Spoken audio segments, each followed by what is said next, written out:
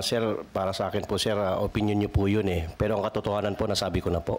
Katotohanan mo? Yes, sir. Is that your truth? Yes, sir. Nalukuhin kami dito? Hindi po kayo, sir, ang niloloko ko, sir. Sir, hindi ko po kayo niloloko, sir. So, ibig mo sabihin, totoo talaga yon na nanluloko ka lang? Kagaya po ng sinabi ko noong unang hearing, sir, niloloko ko po si Romy, hindi po kayo. Pero sila ang nagpasakay sa inyo, hindi po ako. Thank you, Mr. Chair. Mr. Chair, paano ba na-implicate yung pangalan ni Atty. Ochoa? Sino ba? Sinabi ni Morales? According to former agent Jonathan Morales, he was told by then Gadapan. Asik Gadapan, the Deputy Director General for Operations, when he was about to travel abroad for schooling in ILIA, International Law Enforcement Academy in Bangkok, Thailand. He was told by Gadapan that the one who instructed for the whole thing of this operation was then Executive Secretary Attorney Paquito Ochoa. All right. Yes, kilala mo ba ito si Agent Morales? No, sir. So, ano po yung palagay mo sa motibo niya? Bakit para tumistigo at dinawit ka nagbigay ng instruction na patigilin ng investigasyon sa nasabing drug case noong 2012? What do you think is his motive, Mr. Attorney Ochoa? I have absolutely no idea, sir. Well, alam mo, Mr. Chair, hindi naman natin pwedeng tanungin si Attorney Gadapan dahil patay na siya, no? Dahil di ba? Siya ang sabi ni Agent Morales, si Gadapan na nag-utos sa kanya para, tama ba? Para ipatigil yung operation. No, according to him, the casing and the surveillance operation, authority to conduct casing and surveillance operation on the persons mentioned in the information was disapproved by Gadapan. The reason why is that my instruction daw si Executive Secretary Paquito Ochoa na ihinto yung operation. Okay, last question. Senator Jinggoy, meron lang ako nakalimutan na Attorney Ochoa. About kakalat sa social media about most law firm. Meron siya sabi na yung most law firm daw is ang M stands for Marcos, O is for Ochoa, and S anti, I don't know. Serapio and Tan. Serapio and Tan. Am I correct? Is this information correct? That you were both members of the same law firm with now First Lady Marcos? That is true, Your Honor. We were former law partners and we formed that law firm, if I remember right, in 2006. But when I got appointed as Executive Secretary, I have to withdraw from that law firm in 2010. Yeah, because there were insinuations. Ito naman ay insinuations lang na kaya daw nagkaroon ka ng interest na ipahinto yung operations because, again, you were influenced by your partner in the law firm. Those are insinuations lang. So we want to hear from you about this. Yun lang, kinukonfirm ko lang sa'yo. Oh, that is not true, Your Honor. Thank you for that answer. Salamat, sir. Senator Jinggoy, you may No continue. further questions, Mr. Chair. Your Honor, just on that point, you left the firm because you were appointed ES? That is correct, Your Honor. By whom?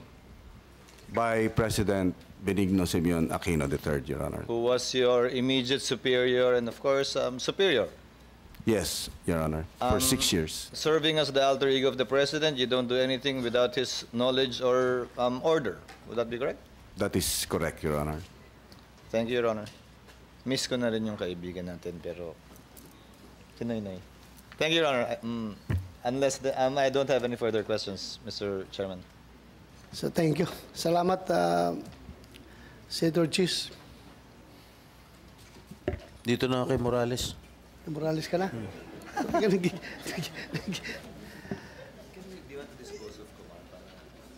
Ay, wala dito si Kumar.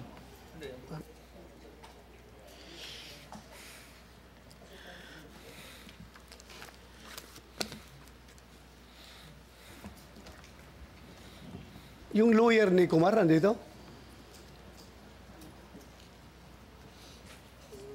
Lawyer of James Kumar. Where is he? Umalis na? Andito? Lawyer of James... Saan? Ha? Babae? Dito. Dito, paupuin niya.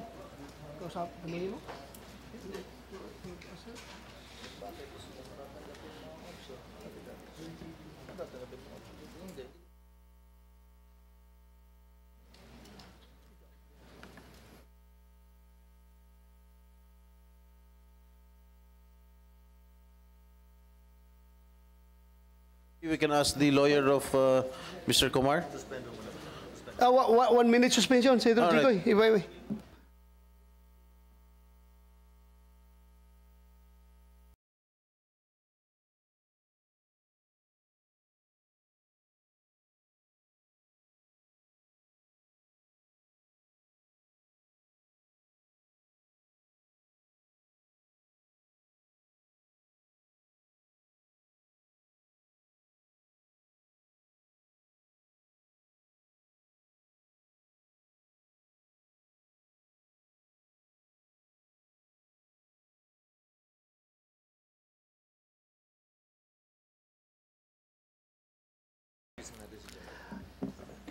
Attorney Paquito Ochoa, sir, you want to say something aside from the answers that you have given us?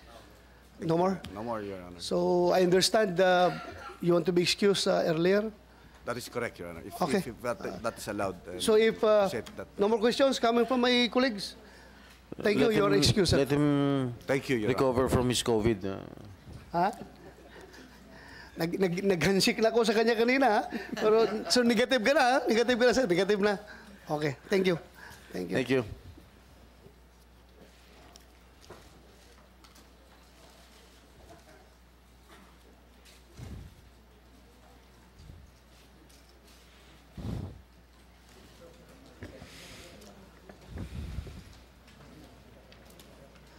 I just would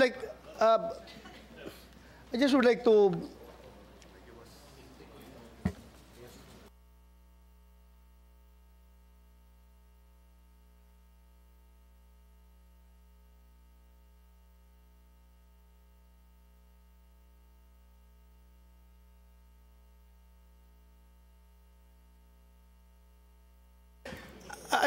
to inform the body, especially my colleagues, about the status of James Kumar.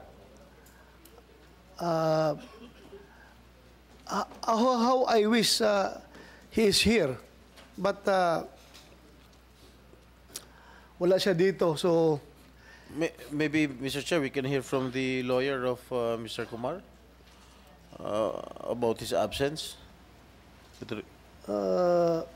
she's not invited as a resource person, but her role here has to be limited for giving legal advice to James Kumar. But if you want to ask her, then yes, we can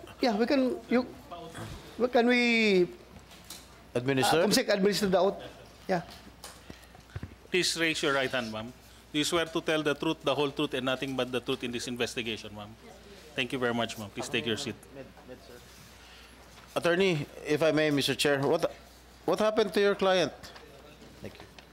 Senator, last Friday, we were going to the Parañaque prosecutor's office to file a case against the people who used his name. However, on our way there, he started getting dizzy. So we brought him straight to Makati Medical because we called his doctor. And apparently, we have the report now from the doctor that he had a transient ischemic attack, which is a stroke. And when they checked him, meron pong bara. I think 55% yung bara sa vein. and at the same time, he was suffering from acute bronchitis, Your Honor. So may tubig din sa baga. So if any doctors from the Senate or from the parties, even if we bring the reports, the scans, they will be able to find they will have the same findings, Your Honor. Since we are not doctors here, we cannot attest to the veracity of this medical certificate. But I know the attending physician, Dr. Raul Lapitan. He is also my cardiologist before, and he's a very good cardiologist, Mr. Chair. Yeah, thank you, Senator Jinggoy. In fact, I have no doubt about that medical certificate. Pinirmahan niya ng doktor. May oath ang doktor na talagang hindi sila dapat magsisinungaling sa kanilang tungkulin. But then again, being the chairman of this committee, gusto ko rin talagang andito sana siya. Yeah, because you know, kung basehan natin yung video, narinig natin na very serious yung allegations about yung sinasabi na pwedeng ipapatay si Morales, maraming paraan para patayin si Morales. And hindi ko rin makukonsensya kapag after this hearing, kung i-terminate na natin itong hearing na ito ngayon, tapos may mangyari kay Morales, mamamatayan, dahil hindi natin nakumpronta si James Kumar as to the veracity of that conversation. So, I think I am remiss of my duties kung hayaan natin na isara lang ito na hindi mapakinggan si Kumar. Kasi very serious yung sinasabi nitong former Napolcom personnel na si Picoy. Kahit na sinasabi niya na katang-isip lang yung sinasabi na, well, I don't believe you, Mr. Picoy. I don't believe you. In the first place, sinasabi mo na katang-isip mo yun. Pero paano ka, alam ko yung ginawa mo ngayong Descartes, afterthought na lang. Gusto mo lang magpapalusot. Dahil sabi mo, last hearing, na gusto mo lang, diskarte mo lang yun para maimbitahan ka dito, para pakita ka ng mga ebidensya mo na yung dala mong papel para mapatawag ka lang, kaya mo ginawa yon. Sinabi mo naman na hindi ka narinig, hindi mo alam na nandun si Morales nakikinig sa usapan ninyo. At hindi mo alam na mayroong video recording, may CCTV. How come na magdrama-drama ka doon kung ganon? So I don't really believe you, Mr. Santiago. Yeah, you answer. Sir, para sa akin po, sir, opinion niyo po yun eh. Pero ang katotohanan po, nasabi ko na po. Katotohanan mo? Yes, sir. Is that your truth? Yes, sir. Nalukuhin kami dito? Hindi po kayo, sir, ang niloloko ko, sir. Sir, hindi ko po kayo niloloko, sir. Meron ka pang daladalang... we are inviting you here to shed light on the... yung papel mo doon sa CCTV recording. Yes, sir. Kaya kita inibitahan. Yes, sir. At hindi kita inibitahan dito para kunin yung expert opinion mo. May dadala ka pang papel nga tuturuan mo kami kung paano gumawa ng operation to conduct report, yung pre-operational report. Sino ka para magturo sa amin dito? Hindi ka nga naging pulis, hindi ka nga naging PDEA.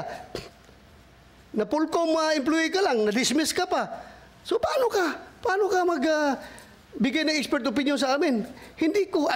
This committee doesn't need your expert opinion here. This committee wants your answer as far as your participation in that very telling video recording sa CCTV. It's unfair for me kung hindi ko pakinggan si Kumar dito sa open hearing, tapos kayo napakinggan ko dito. As your allegation na pwedeng patayin si Morales anytime, in any kind of method, in any manner, kung mangyari yan after the hearing, kasi you are claiming na talagang magaling ka, marami kang kaso. May binanggit ako 2 kaso mo. Ngayon, nagsabi ka pa, hindi lang yan, sir. Mukhang talagang parang nakasandal ka sa pader kung magsalita ka. Sir, kagaya po ng sinabi ko, sir, opinion niyo po yun, pero yung katotohanan po, sa akin po yun. Sinabi ko na po. So ibig mo sabihin, totoo talaga yon na nanluloko ka lang? Kagaya po ng sinabi ko noong unang hearing, sir, niloloko ko po si Romy, hindi po kayo. Pero sila ang nagpasakay sa inyo, hindi po ako. Anong reason mo? Bakit mo siya niloko? Kagaya po nung sinabi ko noong unang hearing, sir, meron po sana akong gustong patunayan na 2 bagay. Yan ang unang bagay na nakarating ako dito dahil sa kwento ko sa 2. Hindi po kasama kayo. Siya ang nagpasakay sa inyo, sir, hindi ako. Ano nga rason? Bakit mo magloko? Lukuhin si itong kausap mo? Para mapatawag ka dito sa hearing. Kagaya ng sinabi ko pa rin po noong unang hearing, sir, yun pa rin po. Doon ako nakatindig dahil yun po ang katotohanan. Do you think mapapatawag ka dito kung wala yung hindi pinakita ni Morales yung CCTV? At hindi mo alam na may CCTV recording yon. At hindi mo alam na nandun si Morales nung nag-usap kayo. Kagaya po, sir, ng sinabi ko, sir, iyan po ay lahat ay isang katang-isip na para sa kanila lang. Pero ang nangyari, sila ang nagpasakay po sa inyo, hindi po ako. Sila lang po ang pinapasakay ko, sir. Kaya nga, pinasakay mo siya kasi gusto mo ma-influence ako para maimbitahan ka. Kay gusto mo kunyari mag-present ng legal expertise mo sa paggawa ng preparation report kasi yun ang gusto mong ipakita. Diba? Hindi ko po akalain, sir, na, sir, sa totoo lang, sir, forgive me for saying this, hindi ko po akalain na papatulan niyo po yung pang, ano ko sa kanila, sir, eh. Sa akin lang po, para lang po talaga. Sinabi mo na nga eh, na yun ang objective yes, mo. sir, pero hindi ko po alam, hindi ko po in-expect na papatulan yun para makarating ako rito. Do you believe, naniwala ka ba, maniniwala yung tao sa'yo? Yung sa video na yon na mangloko ka lang? Depende po, sir, yan sa taong nakikinig, sir. Ang akin po... You are lying! Come again, sir? You are lying! Opinion niyan, sir. Sa akin po naman, yung totoo lang. From sa unang hearing hanggang dito. As chairman of this committee, I am going to cite you in contempt for lying. Any objection? Hearing none. I'm ready for that, You are sir. cited in contempt. Thank you, sir. Thank you, sir. Salamat po, sir.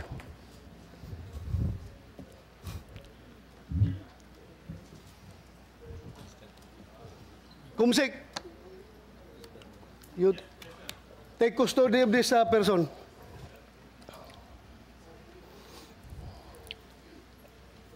Lukuhin mo kami?